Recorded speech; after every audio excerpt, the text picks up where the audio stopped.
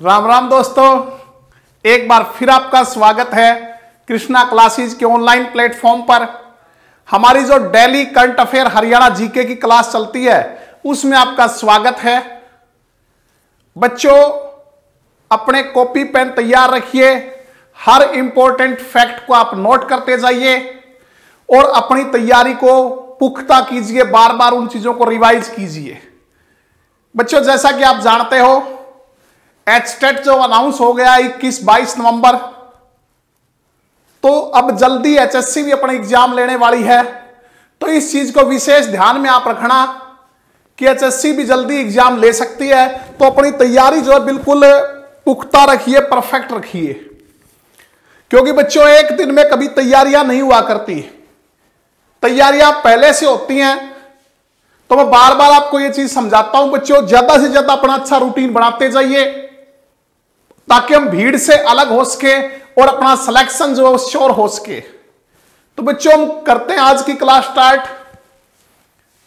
हमारा पहला क्वेश्चन है, हाल ही में स्वच्छ हरियाणा नामक ऐप किसके द्वारा लॉन्च किया गया? बच्चों, हाल ही में स्वच्छ हरियाणा नामक ऐप, इसके अलावा एक वेबसाइट जो है वो लॉन्च की गई है। वो किसके द्वारा लॉन्च की गई है? स्वच्छ हरियाणा जो ऐप है, इसके माध्यम से स्वच्छता अभियान चलाया जाएगा। कहीं भी कोई गंदी नाली है या कहीं कूड़े के ढेर लगे हुए हैं या को जो सड़क जो है कोई वो अच्छी नहीं है, तो क्या कह रहे हैं कि उसकी जो फोटो है आप लोड कीजिए, अपलोड कीजिए, वहां से एक फोटो खींच के जो वेबसाइट पे डालिए या ऐप पे डालिए। 3 घंटे के बाद आपको उसका रिस्पॉन्स मिलेगा। 3 घंटे बाद क्या रिस्पॉन्स मिलेगा? वहां सफाई की भी उसकी जो तस्वीर है वो 3 घंटे बाद जो है दोबारा विभाग की तरफ से जो है फीडबैक टीम की तरफ से जो है वो आपको वापस मिलेगी। मतलब मात्र 3 घंटे में जो है कार्रवाई होगी, ऐसा कहा जा रहा है। और वेबसाइट के माध्यम से आप किसी भी नगर निगम या परिषद या नगर पालिका की जानकारी ले सकते हैं। तो ये हाल ही में अब लॉन्च किया गया है स्वच्छ हरियाणा नामक ऐप जो है। अगर हम बात करें गांधी जयंती के अवसर पर 2 अक्टूबर को यह लॉन्च किया गया है। तो ये किसके द्वारा लॉन्च किया गया बच्चों, ये हमने बताना है। तो बच्चों, ये लॉन्च किया गया हमारे जो स्वास्थ्य मंत्री, हमारे जो गृह मंत्री हैं श्री अनिल विज जी, उनके द्वारा। किस विधानसभा क्षेत्र से आते हैं? अंबाला कैंट से आते हैं बच्चों। आयुष विभाग भी इन्हीं के पास है, तकनीकी शिक्षा भी इन्हीं के पास है, साइंस एंड टेक्नोलॉजी डिपार्टमेंट भी इनके पास है, अर्बन लोकल बॉडीज, शहरी निकाय, शहरी स्थानीय निकाय भी बच्चों इन्हीं के पास है।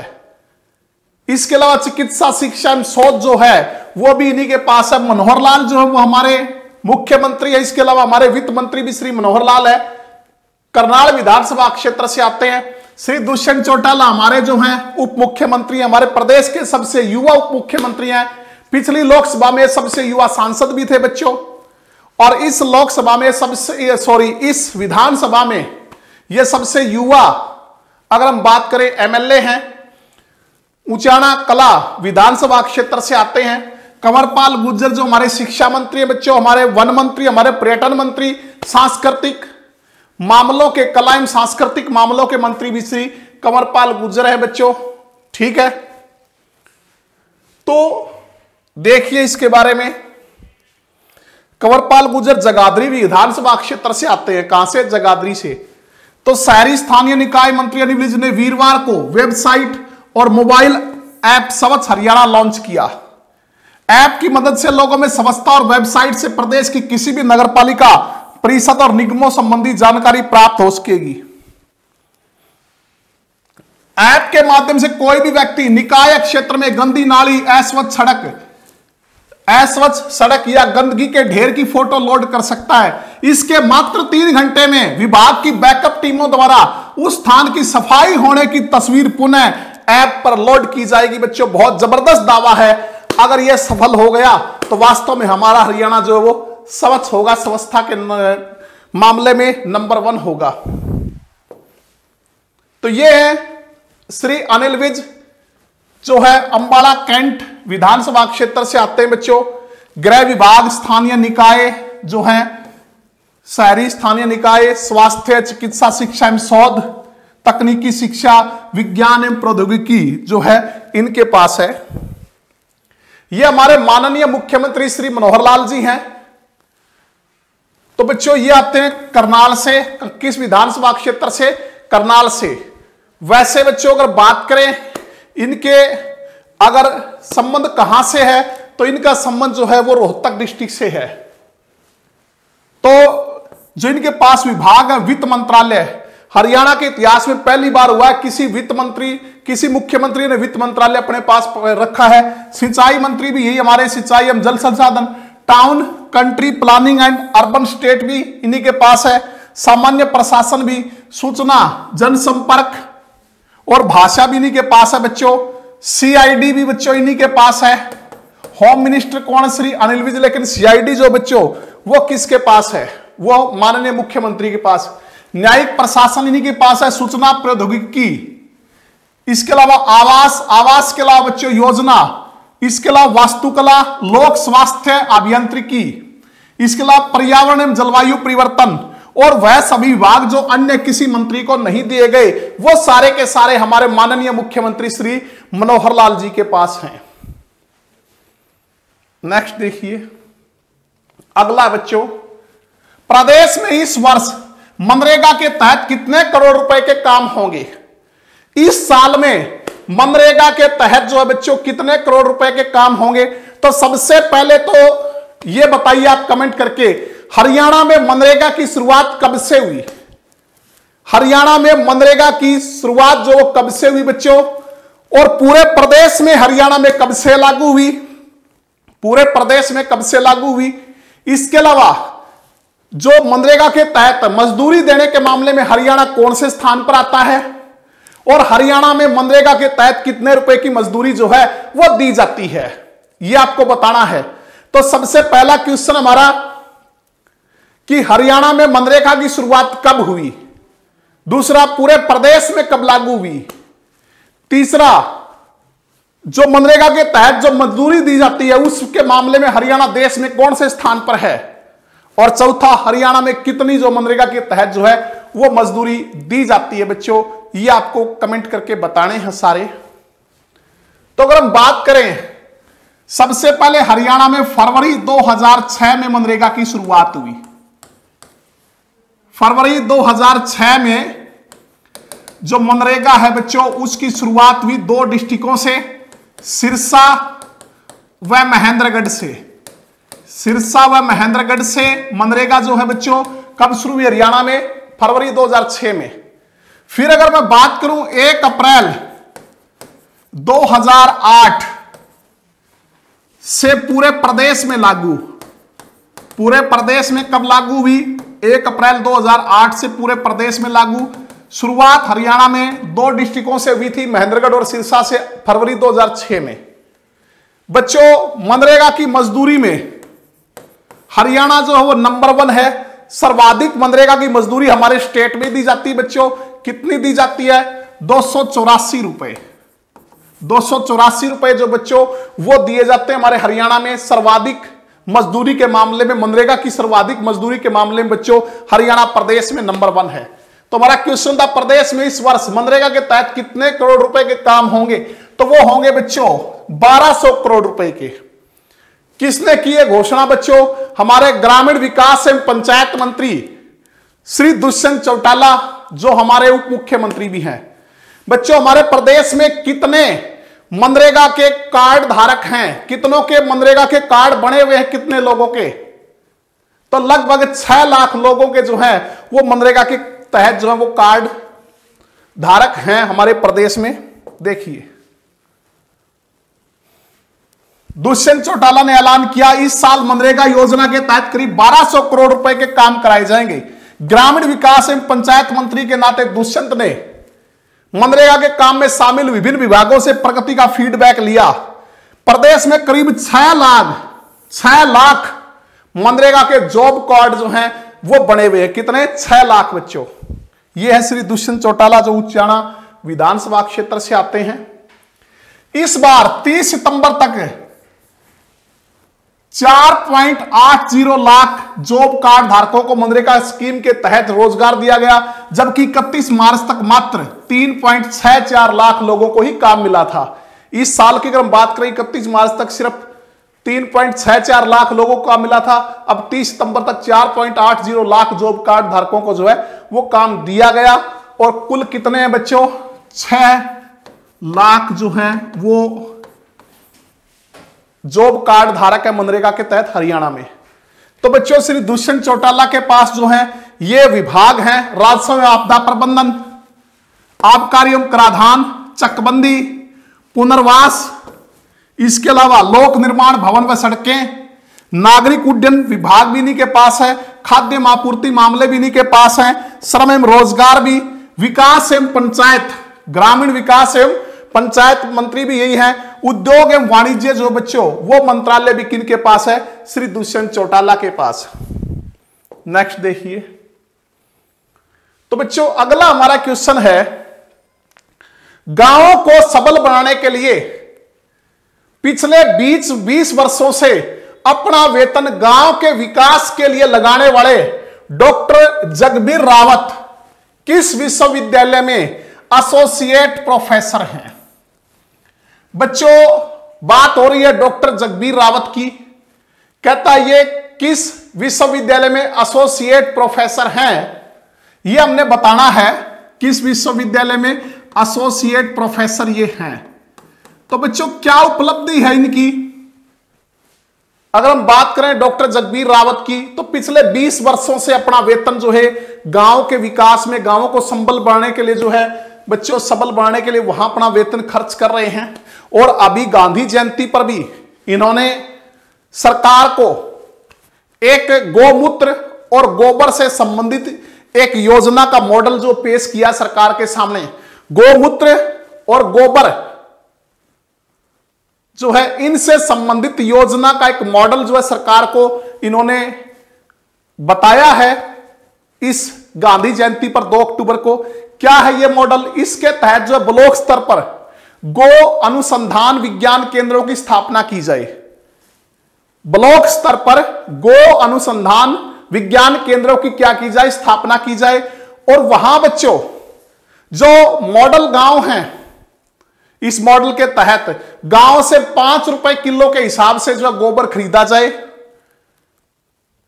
और उस गोबर से जो है वो जीवाणु युक्त खाद बनाई जाए, जो कि डीएपी का एक विकल्प हो। किसका विकल्प हो? डीएपी का। तो इससे क्या होगा? एक तो जो किसानों की आमदनी बढ़ेगी बच्चों, वो जो है पशुपालन की तरफ ज्यादा ध्यान देंगे अगर 5 रुपए किलो गोबर अगर खरीदा जाता है तो। और दूसरा क्या है कि डीएपी का एक विकल्प तैयार हो जाएगा। जो डीएपी खाद हम डालते हैं हमारे पौधों में, तो उसके विकल्प के रूप में जो है खाद तैयार हो जाएगी, वो भी जैविक खाद बच्चों।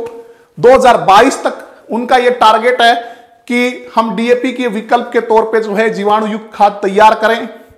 और साथ में इससे क्या होगा? जो डीएपी के ऊपर जो सब्सिडी दी जाती है 75,000 करोड़ रुपए की किसानों को, उस सब्सिडी से भी देश को मुक्ति मिलेगी। तो यह मॉडल इन्होंने जो है सरकार के सामने अभी हाल ही में रखा है। तो बच्चों आप जानते हो HAU हिसार में, हरियाणा एग्रीकल्चर यूनिवर्सिटी हिसार में है। पूरा नाम है चौधरी चरण सिंह हरियाणा एग्रीकल्चर यूनिवर्सिटी। 2 फरवरी 1970 को इसकी स्थापना हुई थी। VCN doctor Samar Singh. LUVAS Lala Lajpat Rai university of veterinary and animal science जो है ये भी हिसार में है बच्चों। 2010 में ये किससे निकाली गई थी? HAU से। पहले HAU का एक डिपार्टमेंट होता था, इसके VC डॉक्टर गुरदयाल सिंह बहुत बार पढ़ चुके हैं। NDRI करनाल में बच्चों 1955 में इसकी स्थापना हुई थी। और केंद्रीय भैंस अनुसंधान संस्थान जो है ये भी बच्चों हिसार में है। 1985 में जो है इसकी स्थापना की गई थी। तो ये है बच्चों लुवास के associate professor. Doctor Jagbir Rawat जो है वो किस विश्वविद्यालय में एसोसिएट प्रोफेसर हैं? वो है लुवास में।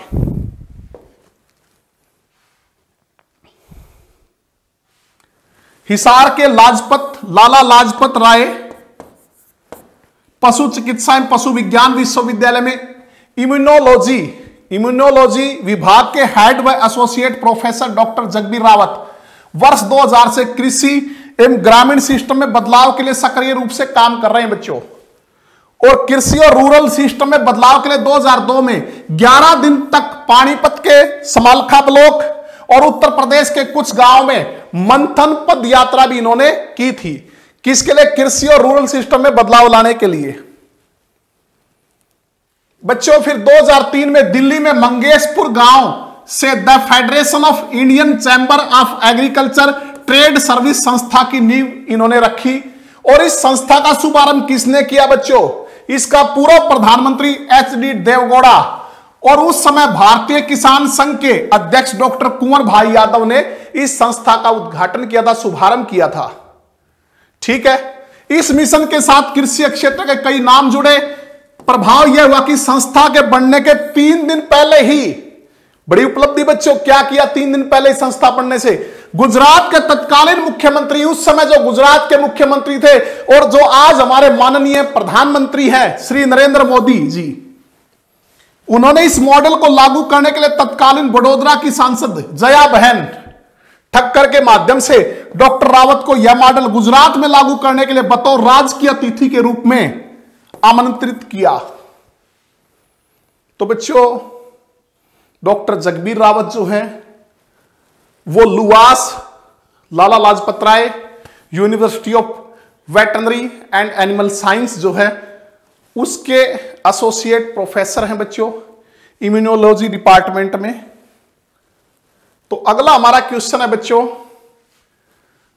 महिला T20 रैंकिंग में टॉप 3 में शामिल सैफाली वर्मा प्रदेश के किस जिले से संबंध रखती हैं? ठीक है बच्चों, महिला T20 रैंकिंग में टॉप 3 में शामिल सैफाली वर्मा प्रदेश के किस जिले से संबंध रखती हैं? तो बच्चों, सबसे पहले तो मैं आपसे थोड़ा सा डिस्कस ये करना चाहूंगा कि सैफाली वर्मा को किस उपनाम से जाना जाता है। सैफाली वर्मा जो है उसको किस उपनाम से जाना जाता है, यह आप कमेंट करके बताइए बच्चों। यह है सैफाली वर्मा। तो बच्चों, सैफाली वर्मा को लेडी सहवाग के नाम से जाना जाता है। किस उपनाम से जानते हैं? कहां से संबंध रखती है? रोहतक से। कहां से? रोहतक से संबंध रखते हैं बच्चों। इनको लेडी सहवाग के उपनाम से भी जाना जाता है। बच्चों, T20 मात्र 16 साल की उम्र में, कितनी उम्र में? मात्र 16 साल की उम्र में बच्चों इन्होंने, जो अभी पीछे महिलाओं का T20 वर्ल्ड कप हुआ था तो उसमें सबके छक्के छुड़ा दिए थे। बिल्कुल वीरेंद्र सहवाग की तरह जो है बहुत ही अटैकिंग क्रिकेट खेलती हैं। विश्व में सबसे ज्यादा है इनका स्ट्राइक रेट। T20 क्रिकेट की अगर हम बात करें, वुमेन T20 क्रिकेट की अगर हम बात करें बच्चों, तो इन्होंने 147.97 की स्ट्राइक रेट से जो है वो रन बनाए हैं। और 16 साल की, मात्र 16 साल की उम्र में किस जिले से संबंध रखती हैं? रोहतक से संबंध रखती हैं। सैफाली ओपनिंग करती हैं Indian cricket team T20 women team के लिए, क्या करती हैं? ओपनिंग करती हैं। तो ये T20 रैंकिंग में रोहतक की सैफाली तीसरे नंबर पे है। मधाना जो बच्चों ये जो है ये भी इनके साथ ओपनर है, ये 7वें स्थान पे है। और रोड्रीगेज जो है 9वें नंबर पर बनी हुई है। तुम बात करें सैफाली की, मात्र 16 साल की उम्र में, कितने उम्र की? 16 साल की। लेडी सहवाग के उपनाम से जानी जाती हैं क्योंकि ये जो भी वुमेन T20 जो वर्ल्ड कप हुआ था तो इसमें इन्होंने धूम मचा रखी थी अपने चौके छक्कों से। बहुत तेज वीरेंद्र सहवाग की तरह जो है ये क्रिकेट खेलती, इसलिए इनका जो तुलना वीरेंद्र सहवाग से की, लेडी सहवाग के उपनाम से जानते। 147.97 की स्ट्राइक रेट से बच्चों इन्होंने रन बनाए हैं। तो ये टॉप 3 में शामिल है महिला T20 रैंकिंग में। कितने नंबर पे हैं फिलहाल? ये तीसरे नंबर पे हैं।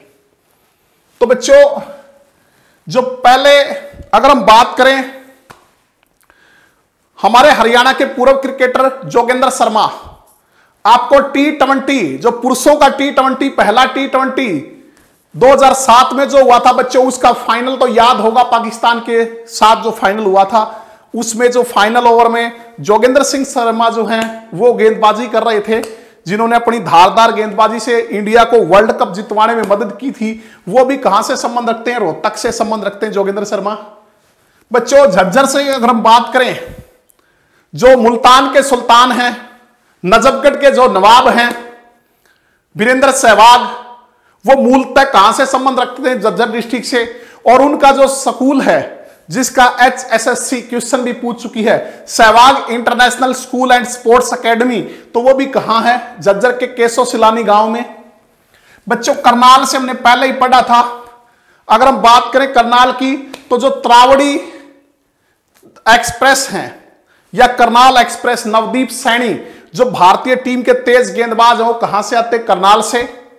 और फरीदाबाद की अगर हम बात करें बच्चों, तो पूर्व तेज गेंदबाज जो इंडियन टीम से खेलते थे मोहित शर्मा, और वर्तमान में जो IPL में एक ओवर में 5 छक्के मार के जो चर्चा में आए थे राहुल तेवतिया, वो कहां से हैं? वो फरीदाबाद से संबंध रखते हैं।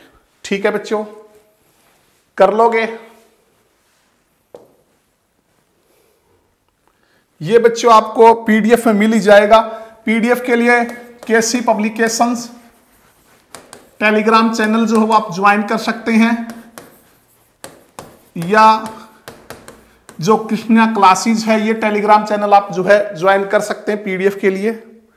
नेक्स्ट देखिए बच्चों, अगला क्वेश्चन है, हाल ही में हरियाणा के किस जिले को नशा मुक्त बनाने के लिए जिला स्तरीय कमेटी का गठन किया गया है? हाल ही में हरियाणा के किस जिले को नशा मुक्त बनाने के लिए जिला स्तरीय कमेटी का गठन किया गया है बच्चों?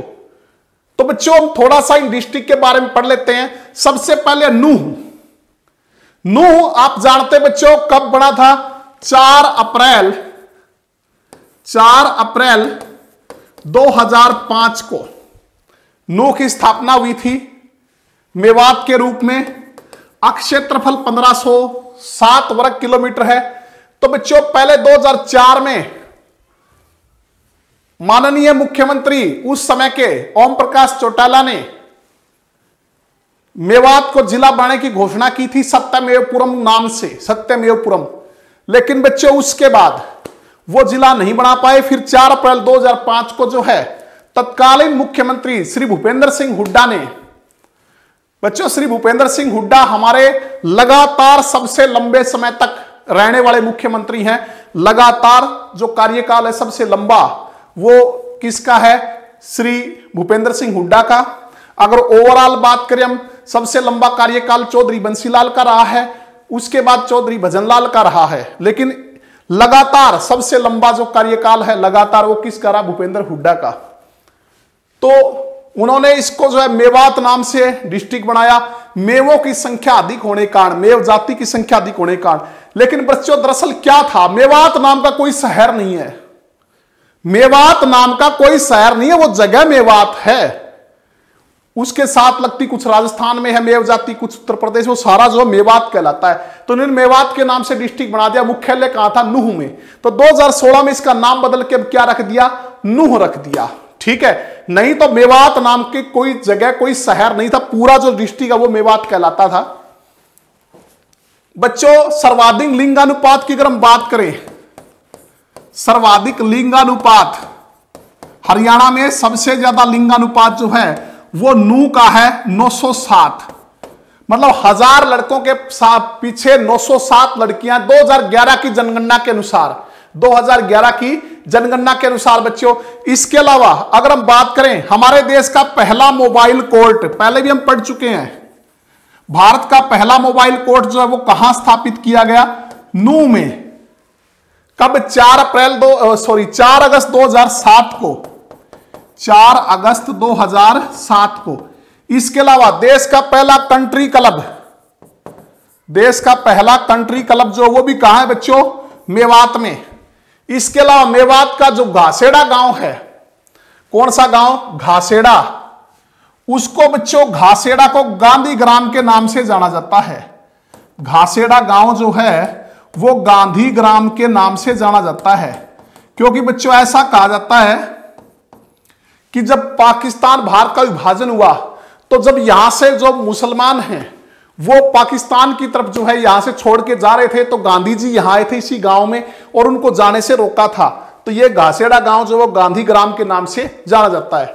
अगर बात करें पलवल की बच्चों, तो नूह हमारे हरियाणा का 20वां जिला बना था 4 अप्रैल 2005 को। लेकिन अगर हम बात करें पलवल की, तो 15 अगस्त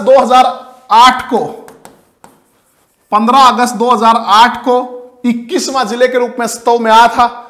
अगर अब इसकी बात करें बच्चों अक्षरफल की, तो इसका अक्षरफल कितना है आप कमेंट करके बताना, पलवल का अक्षरफल कितना है। इसको शुगर सिटी के नाम से जाना जाता है। इसके अलावा कॉटन सिटी भी कहते हैं, कॉटन सिटी भी कहलाता है, शुगर सिटी भी कहलाता है। महात्मा गांधी को पहली बार जो है वो पलवल रेलवे स्टेशन से ही गिरफ्तार किया गया था। कहां से गिरफ्तार किया गया था? पलवल रेलवे स्टेशन से। इसके अलावा बच्चों यहां गांधी आश्रम है। पलवल में क्या है? गांधी आश्रम। 1938 में नेताजी सुभाष चंद्र बोस ने इस आश्रम की नींव रखी थी। 1938 में नेताजी सुभाष चंद्र बोस ने इस आश्रम की नींव रखी थी। गांधी आश्रम भी कहां है बच्चों? वो है पलवल में। ठीक है। इसके अलावा आईने अकबरी की अगर हम बात करें, आईने अकबरी में ये इसका नाम अपलवा मिलता है। क्या मिलता है? अपलवा। आईने अकबरी में इसका नाम मिलता है बच्चों अपलवा। ठीक है, हो जाएगा बच्चों। यमुनानगर, यमुनानगर 1 नवंबर 1989 को यमुनानगर अस्तित्व में आया था। उस दिन जो है 4 जिले बनाए गए थे, यमुनानगर, कैथल, रेवाड़ी और पानीपत। ठीक है। तो अगर हम बात करें बच्चों यमुनानगर की, तो यमुनानगर का जो अक्षरफल है 1756 वर्ग किलोमीटर है। 1756 वर्ग किलोमीटर यमुनानगर का अक्षरफल है। हमारे हरियाणा में सबसे ज्यादा जो बारिश है ये यमुनानगर के छछरौली में होती है। पिछली वीडियो में पढ़ा था, उसे हरियाणा का चेरापूंजी या हरियाणा का मासीन राम जो है कहा जाता है बच्चों। इसके अलावा अगर हम बात करें एशिया की सबसे बड़ी sugar mill Saraswati sugar mill कहां है? सरस्वती शुगर मिल, एशिया की सबसे बड़ी शुगर मिल बच्चों सरस्वती शुगर मिल जो यमुनानगर में है। गन्ने का सर्वाधिक उत्पादन कौन करता है? यमुनानगर करता है बच्चों गन्ने का सर्वाधिक। ग्रीन सिटी के नाम से यमुनानगर को जानते हैं। इसके अलावा जो कलेसर राष्ट्रीय पार्क है वो भी कहां स्थित है? कलेसर राष्ट्रीय पार्क भी, जिसमें साल के वनों की अधिकता है। कौन से वन पाए जाते हैं? कई बार एचएसएससी पूछती है, साल के वृक्ष जो हैं। ठीक है। इसके अलावा इन वनों में बच्चे जो कालेसर राष्ट्रीय पार्क है, इसमें जो है भगवान शिव का मंदिर है। यह क्वेश्चन भी एचएससी ने पूछा था। उसी के नाम पे जो इसका नाम कालेसर जो है वो रखा गया था। कालेसर वन का नाम कालेसर किसके नाम पे? भगवान शिव के नाम पे रखा गया था, क्योंकि उसके अंदर जो है कालेसर वन के अंदर भगवान शिव का मंदिर है। ठीक है। और किस वृक्षों की अधिकता पाई जाती है? साल के वृक्षों की अधिकता पाई जाती है बच्चों। ठीक है। प्राचीन नाम जो है स्वतंत्रता से पहले की बात करें तो इसको अब्दुल्लापुर मंडी के नाम से जाना जाता था। बहुत पुरानी मंडी है बच्चों, अब्दुल्लापुर मंडी के नाम से इसको जानते थे बच्चों। इसके बाद है कैथल। कैथल आप जानते ही हो छोटी काशी कहलाता है नवग्रह कुंडों के कारण। और बच्चों छोटी काशी भिवानी है मंदिरों की अधिकता के कारण। नवग्रह कुंडों के कारण कैथल जो है वो क्या कहलाती है? छोटी काशी। कपिस्थल, ठीक है, वानरों का आवास स्थल। गुरुद्वारों का शहर, गुरुद्वारों का शहर भी कौन सा बच्चों? कैथल है गुरुद्वारों का शहर। और बच्चों विश्व का पहला स्टील का गुरुद्वारा कहां बनाया जा रहा है? कैथल में। विश्व का पहला स्टील का गुरुद्वारा, पीछे वीडियो में हम करंट में पढ़ चुके हैं, कैथल में बनाया जा रहा है बच्चों। 1 नवंबर 1989 को इसका भी गठन हुआ था। 1 नवंबर 1989 को। अगर मैं अक्षरफल की बात करूं तो 2317 वर्ग किलोमीटर जो है वो इसका क्षेत्रफल है। तो बच्चों क्वेश्चन था, हाल ही में हरियाणा के किस जिले को नशा मुक्त बनाने के लिए जिला स्तरीय कमेटी का गठन किया गया है? तो वो किया गया पलवल में। कहां? पलवल में। तो अगला क्वेश्चन देखिए, पराली से मुक्ति के लिए कितने राज्यों में से डिकम्पोजर कैप्सूल का ट्रायल किया जाएगा? कहता है पराली से मुक्ति के लिए कितने राज्यों से डिकम्पोजर जो कैप्सूल है उसका ट्रायल किया जाएगा? तो यह किया जाएगा बच्चों 5 राज्यों से। कितने राज्यों से? 5 राज्यों से। दिल्ली एनसीआर में प्रदूषण और स्मॉग की समस्या से निजात पाने में इस साल दिल्ली समेत 5 राज्यों दिल्ली, हरियाणा, उत्तर प्रदेश, राजस्थान और पंजाब के किसान पराली के निपटान के लिए भारतीय कृषि अनुसंधान परिषद ICAR ने एक विशेष डीकंपोजर कैप्सूल का इस्तेमाल किया जाएगा। बच्चों, पराली से मुक्ति के लिए एक विशेष प्रकार का डीकंपोजर कैप्सूल का जो ट्रायल किया जाएगा, तो वो कितने राज्यों से होगा? वो 5 राज्यों से ट्रायल होगा बच्चों, जिसमें दिल्ली भी शामिल है, हरियाणा भी, उत्तर प्रदेश भी, राजस्थान भी और पंजाब भी। कहते हैं कि इन प्रदेशों में ज्यादा प्रदूषण होने के कारण या ज्यादा पराली जलाने के कारण जो है वो दिल्ली पे जो सर्दियों के मौसम में जो है वो पूरी तरह कोहरा छा जाता है। तो इसके लिए अब जो है डीकंपोजर कैप्सूल का ट्रायल किया जाएगा। यह भी तय किया गया दिल्ली के 13 हॉटस्पॉट के साथ साथ अन्य राज्यों में भी हॉटस्पॉट पर निगरानी बढ़ाई जाएगी। ठीक है, तो 5 राज्यों में ज्यादा प्रदूषण वाले स्थानों यानी कि हॉटस्पॉट की पहचान की गई है। तो ये दिल्ली के हॉटस्पॉट है बच्चों। लेकिन हम हमारे हरियाणा की बात करें तो इसमें पानीपत, सोनीपत, गुरुग्राम, फरीदाबाद और झज्जर जो हैं वो हॉटस्पॉट में आए हैं। फरीदाबाद, पानीपत, सोनीपत, गुरुग्राम और झज्जर। और ये हैं बच्चों उत्तर प्रदेश के बुलंदशहर, गाजियाबाद, नोएडा। ठीक है, इसके अलावा मुजफ्फरनगर और मेरठ, और राजस्थान का जो है भिवाड़ी, इनकी पहचान हॉटस्पॉट के रूप में की गई है। तो आगे चलते हैं, ये आपको पीडीएफ में मिल जाएगा बच्चों। अगला है हरियाणा के किस जिले में रक्तदान करने वाली महिलाओं को रक्त वीरांगना अवार्ड से सम्मानित किया जाएगा? कहता हरियाणा के किस जिले में रक्तदान करने वाली महिलाओं को रक्तदान वीरांगना अवार्ड से सम्मानित किया जाएगा? तो बच्चों हम पहले पढ़ लेते हैं थोड़ा सा इनके बारे में। पानीपत, प्राचीन नाम आप जानते हो पनप्रस्थ था। उन 5 गांवों में से एक बताया जाता है जो दुर्योधन से पांडवों ने युद्ध के पहले जो है वो मांगे थे। 1 नवंबर 1989 को गठन हुआ, पुनर्गठन 1 जनवरी 1992 को हुआ। ठीक है बच्चों, हैंडलूमों का शहर कहलाता है, पेट्रोकेमिकल हब है। अब इसको सरकार मेडिसिन हब के रूप में भी विकसित कर रही है। इसके अलावा बच्चों वीवर सिटी कहलाता है, बुनकरों का शहर जो है वो भी कौन सा कहलाता है? पानीपत।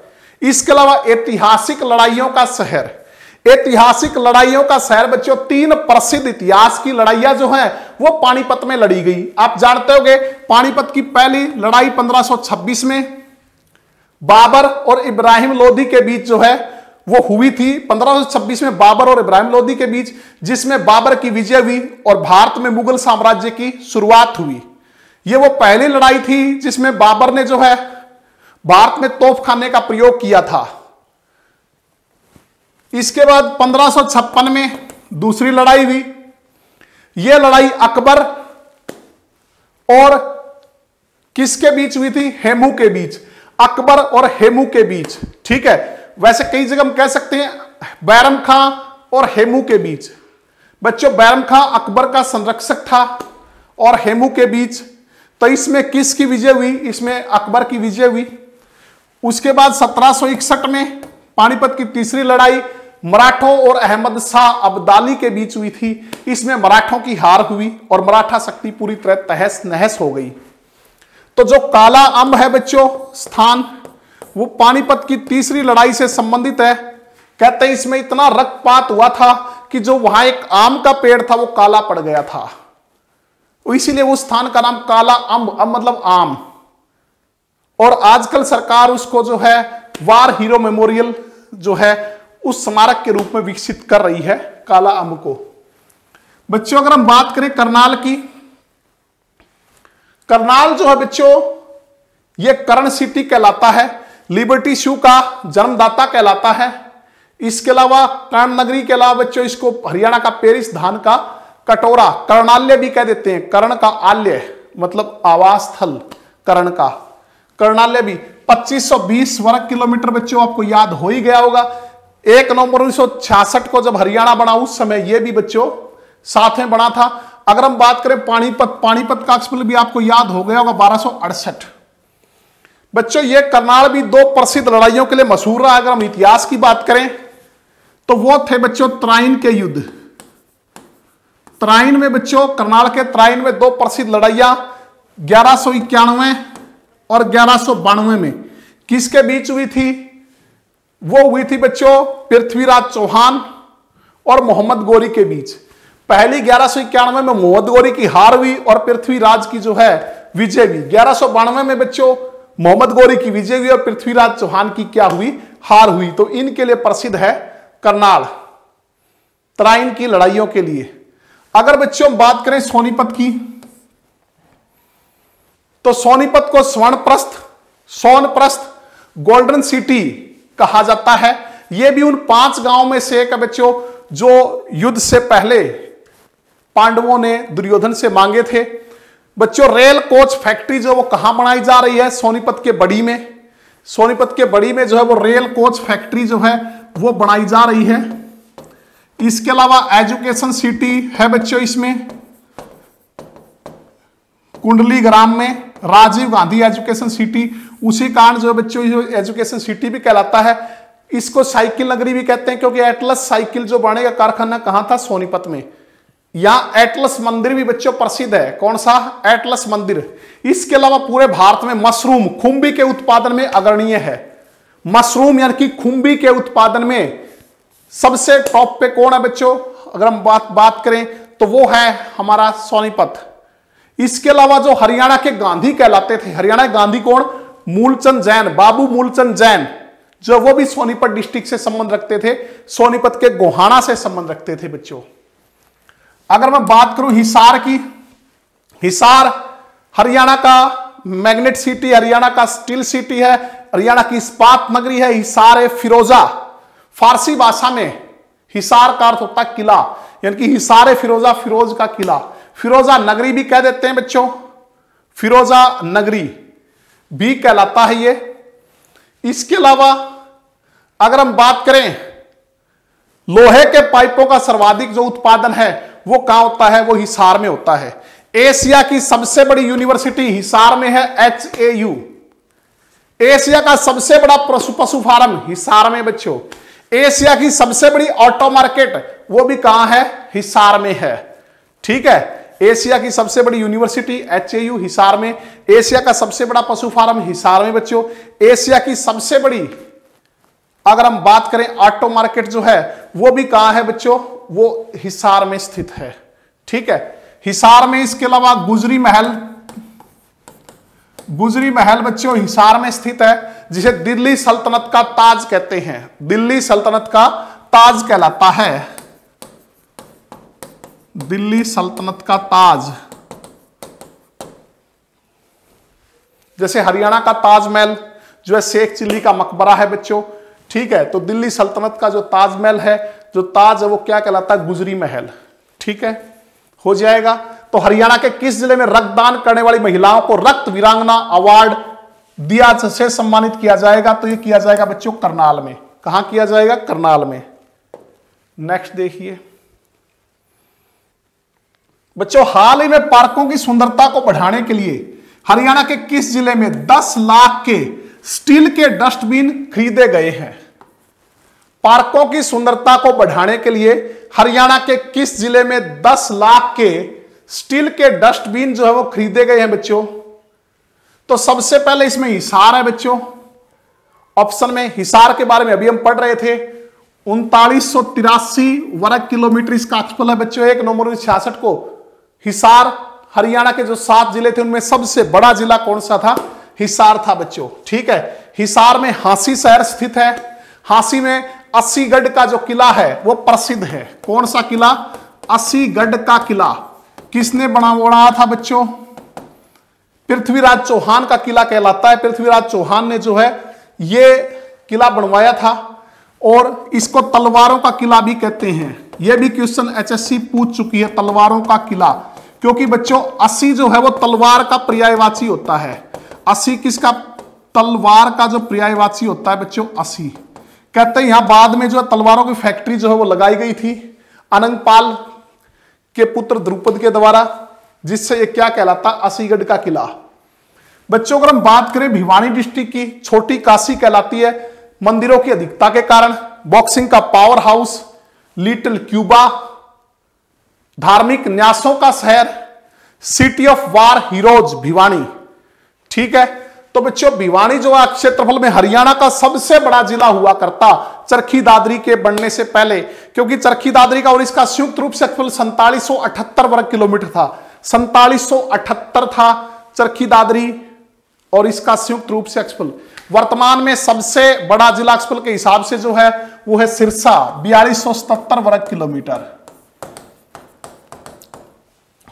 ठीक है बच्चों, जींद उन 7 जिलों में से एक है। जींद जो है उन 7 जिलों में से एक है बच्चों जो हरियाणा के गठन के समय बने थे, और इसका क्षेत्रफल लगभग अपरिवर्तित है, लगभग ये उतना ही है आज भी जितना पहले था। 2702 वर्ग किलोमीटर इसका क्षेत्रफल है बच्चों।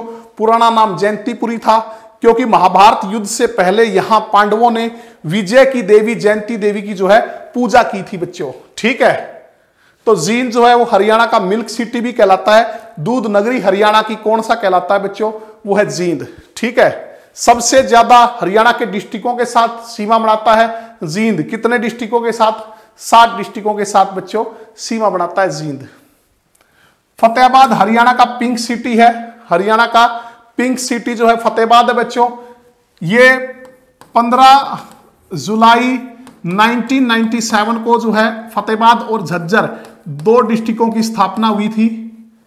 अगर हम क्षेत्रफल की बात करें तो 2538 वर्ग किलोमीटर जो है इसका क्षेत्रफल है बच्चों। प्रसिद्ध चिल्ली झील जो वो कहां है, फतेहाबाद में है। प्रसिद्ध चिल्ली झील जो है बच्चों वो कहां पे है, फतेहाबाद में है। ठीक है, तो क्या था, हाल ही में पार्कों की सुंदरता बढ़ाने के लिए हरियाणा के किस जिले में 10 लाख के स्टील के डस्टबिन खरीदे गए हैं, तो ये खरीदे भिवानी में। कहां, भिवानी में बच्चों। ये इस तरह स्टील के डस्टबिन जो है बच्चों ये खरीदे गए हैं। ठीक है, 24 से अधिक पार्कों के में स्टील के डस्टबिन रखेगी नगर परिषद जो है। लगभग 10 लाख कीमत के 190 डस्टबिन खरीदे गए हैं। 10 लाख की कीमत से 190। ठीक है, और ठेकेदार के माध्यम से यह काम शुरू किया है बच्चों।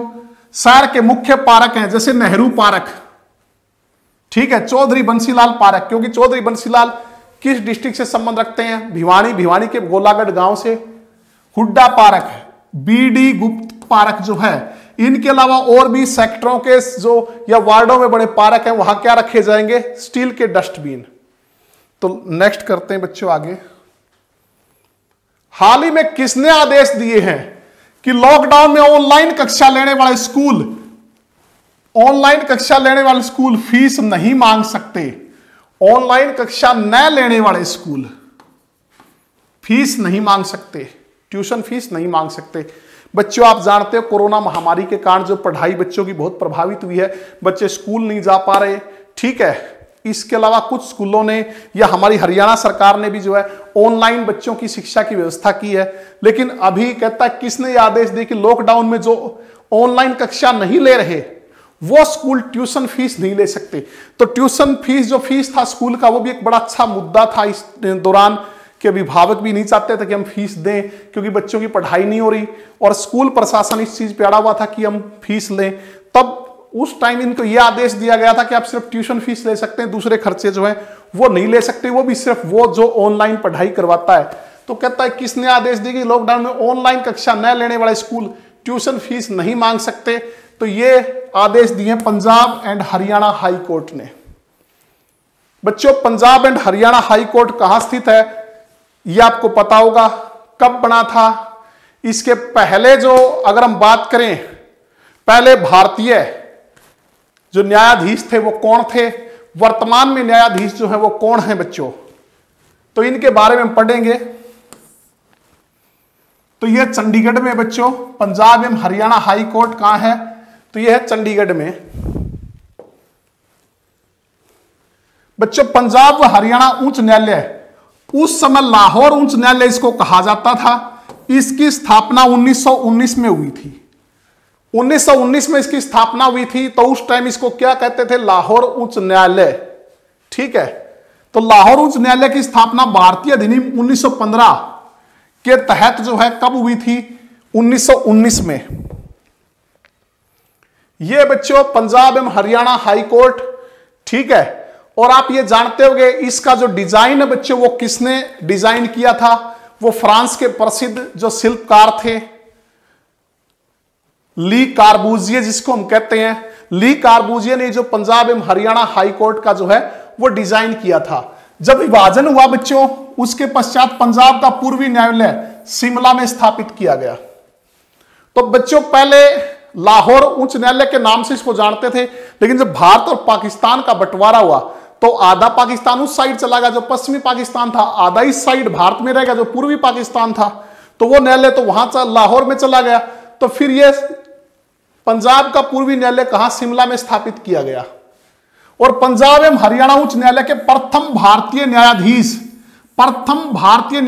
सर सादीलाल 1920 में बने थे। पंजाब एवं हरियाणा उच्च न्यायालय के प्रथम भारतीय न्यायाधीश जो है, जब ये लाहौर उच्च न्यायालय के नाम से जाना जाता था, तो सर सादीलाल बच्चों कब बने, 1920 में। कहां से संबंध रखते हैं ये आपको कमेंट करना है, कहां से ये संबंध रखते थे। पंजाब एवं हरियाणा उच्च न्यायालय के प्रथम मुख्य न्यायाधीश बच्चों, जब देश आजाद हुआ तो 1947 की बात हो रही है, तो उस टाइम न्यायमूर्ति रामलाल जो हैं वो पहले न्यायाधीश थे। जब ये पूर्वी पंजाब का न्यायालय कहां, शिमला में स्थापित किया गया, तो उस दौरान की बात हो रही है। ये 15 अगस्त 1947 से 18 जनवरी 1949 तक रहे थे। कौन, न्यायमूर्ति रामलाल। जब देश आजाद हुआ 15 अगस्त 1947 को, तो उस टाइम ये जो है न्यायमूर्ति रामलाल बने थे पहले पंजाब एवं हरियाणा के मुख्य न्यायाधीश। और वैसे अगर हम बात करें, जब ये लाहौर उच्च न्यायालय के इस नाम से होता था, तो इसके पहले भारतीय न्यायाधीश 1920 में सर सादीलाल बने थे, जो हरियाणा के रेवाड़ी से संबंध रखते थे बच्चों। कहां से, रेवाड़ी से। ठीक है, और इन्हें राय बहादुर की उपाधि भी जो है अंग्रेजों ने दी थी। किसकी उपाधि मिली थी, सर सादीलाल को राय बहादुर की उपाधि भी मिली हुई थी। जब हरियाणा बना उस टाइम उच्च न्यायालय के मुख्य न्यायाधीश, यानी कि 1 नवंबर 1966 को जब हरियाणा का गठन हुआ, तो उस टाइम कौन थे, न्यायमूर्ति मेहर सिंह। और पंजाब एवं हरियाणा उच्च न्यायालय के वर्तमान न्यायाधीश कौन हैं, तो वर्तमान है बच्चों रविशंकर झा।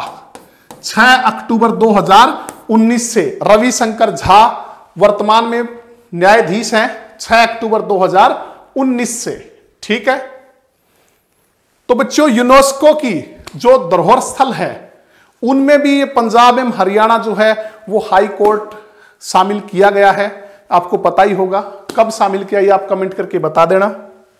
आगे चलते हैं बच्चों। यह हिसार मंडल में पिछले साल के मुकाबले सड़क हादसों में कितने प्रतिशत की कमी आई है। हिसार मंडल में, पहले तो कमेंट करके ये बताइए बच्चों, हरियाणा में कुल कितने मंडल हैं, हरियाणा में कुल कितने मंडल हैं, कितने डिवीजन हैं, हरियाणा में कुल कितने मंडल हैं, कितने डिवीजन हैं। तो कहता है हिसार मंडल में पिछले 6 साल के मुकाबले सड़क हादसों में कितने प्रतिशत की कमी आई, तो यह आई है बच्चों 25% की कमी। कितनी आई, 25% की। तो हरियाणा में कुल 6 डिवीजन है बच्चों। पहले 4 मंडल होते थे, पहले कितने मंडल होते थे हरियाणा में, 4, लेकिन 1 फरवरी 2007 से 2 नए मंडल और बना दिए। तो वो 2 नए मंडल कौन से बनाए, ये भी आप कमेंट करके बताइए। तो ये आपको पीडीएफ में मिल जाएगा बच्चों। आगे चलते हैं।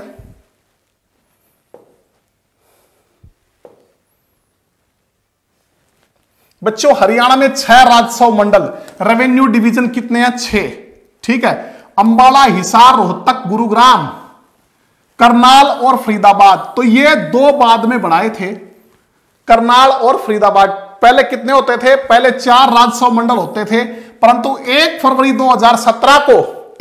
2017 को 2 नए मंडल करनाल और फरीदाबाद जो है वो बना दिए गए। तो बच्चों ये हमारे 6 के 6 मंडल हैं, डिवीजन है। अगर मैं बात करूं अंबाला डिवीजन की, तो अंबाला में अंबाला, यमुनानगर, पंचकुला और कुरुक्षेत्र, ये 4 डिस्ट्रिक्ट हैं। अंबाला, यमुनानगर, पंचकुला और कुरुक्षेत्र किसके अंतर्गत आते हैं? अंबाला डिवीजन। दूसरा करनाल डिवीजन की अगर हम बात करें तो करनाल, पानीपत और कैथल 3 डिस्ट्रिक्ट जो है वो किस में आते हैं? करनाल डिवीजन में, करनाल, पानीपत और कैथल। फिर रोहतक डिवीजन जो है उसमें रोहतक, झज्जर, सोनीपत, भिवानी और चरखी दादरी। रोहतक, झज्जर, सोनीपत, भिवानी और चरखी दादरी 5 डिस्ट्रिक्ट जो है वो किसके अंतर्गत आते हैं? रोहतक डिवीजन। तो बच्चों सर्वाधिक जिलों वाला डिवीजन कौन सा है? क्वेश्चन पूछ सकता है आपसे। तो सर्वाधिक जिलों वाला डिवीजन है रोहतक डिवीजन। कितने जिले आते हैं इसमें? 5। इसके बाद हिसार डिवीजन, हिसार में 4 जिले आते हैं, हिसार, फतेहाबाद, सिरसा और जींद 4 जिले। गुरुग्राम डिवीजन जो है उसमें बच्चों 3 है, गुरुग्राम, रेवाड़ी और महेंद्रगढ़। और अगर हम बात करें बच्चों फरीदाबाद डिवीजन की तो फरीदाबाद डिवीजन में जो है उसमें भी 3 है, फरीदाबाद, पलवल और नूह, जिसका प्राचीन नाम क्या था? मेवात। तो बच्चों हरियाणा में पहले कितने डिवीजन होते थे? तो 4 डिवीजन होते थे। फिर 1 फरवरी 2017 से 2 और शामिल कर दिए। कौन से शामिल कर दिए? ये क्वेश्चन बनता है, करनाल और फरीदाबाद। ठीक है। फिर यह क्वेश्चन बनता है बच्चों सर्वाधिक जिलों वाला मंडल कौन सा है, डिवीजन जिसमें सबसे ज्यादा है? तो वो है बच्चों रोहतक, सबसे ज्यादा है। 5 डिस्ट्रिक्ट है इसके अंदर, रोहतक है, झज्जर है, सोनीपत है, भिवानी और चरखी दादरी। चरखी दादरी बनने के बाद जो बच्चों इसमें 5 हो गए हैं। ठीक है। और सबसे कम की अगर हम बात करें तो सबसे कम बच्चों 3-3 वाले 3 है। करनाल में भी 3 है, करनाल, पानीपत, कैथल। इसके अलावा बच्चों गुरुग्राम में 3 है, गुरुग्राम, रेवाड़ी और महेंद्रगढ़। और फरीदाबाद में भी 3 है, फरीदाबाद, पलवल और नूह।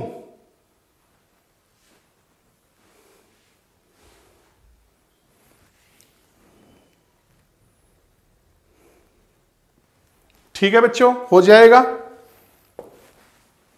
तो बच्चों ये थी आज की हमारी क्लास। उम्मीद करता हूं आपको पसंद आई होगी। इसको ज्यादा से ज्यादा लाइक कीजिए, शेयर कीजिए, कमेंट कीजिए और अपने टीचर्स को सपोर्ट कीजिए। तो बच्चों जल्दी आपके लिए पेड कोर्स अनाउंस होने वाला, आपका इंतजार जो खत्म हो गया है। और मैं फिर आपको दोहराता हूं बच्चों, एचएससी जो है वो कोई ना कोई धमाका कर सकती है, एग्जाम ले सकती है। तो अपनी तैयारी जो स्ट्रोंग रखिए, पुख्ता रखिए बिल्कुल। और बार बार जो है इंपॉर्टेंट फैक्ट्स को आप पढ़ते रहिए और हमेशा जो है अपनी तैयारी में जुटे रहिए, घर पे रहिए, सुरक्षित रहिए, कोरोना से बचे रहिए। तो बच्चों मिलते हैं नेक्स्ट क्लास में, तब तक आप पढ़ते रहिए। धन्यवाद।